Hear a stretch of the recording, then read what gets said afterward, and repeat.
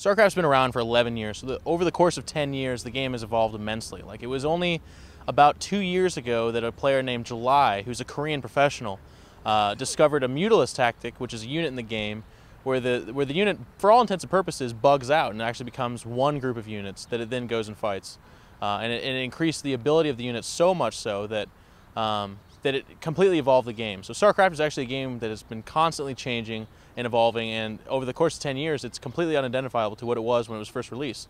Actually, when I'm asked about it, I often say that StarCraft's a mistake, because a lot of the stuff that makes the game so good only happened by mistake, and it's something that the developers didn't even intend to happen.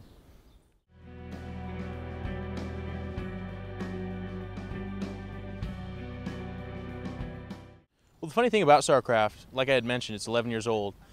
In the early stages, Blizzard actually maintained it quite a bit. They had updates every other year or every month or something like that, pretty often. And they had tournaments, and they actually followed the game really well. But the game kind of took a life of its own, actually. StarCraft is attributed for bringing South Korea out of its own depression several years ago with how big and how much people followed the professional game in Korea. And that's something that a lot of video games can't actually say they've done. So Blizzard's actually really kind of let it take its own life. Like, Korea kind of maintains and makes the rules for the game over there in their leagues, and Blizzard kind of keeps their hands off of it. And the same is for us non-Koreans, where we have a lot of tournaments, we have a lot of ladders that we kind of do independent of Blizzard. So Blizzard's allowed the game that kind of freedom, and they don't pursue people too heavily that make mods for the game or that try to change the game so it's better for the player base.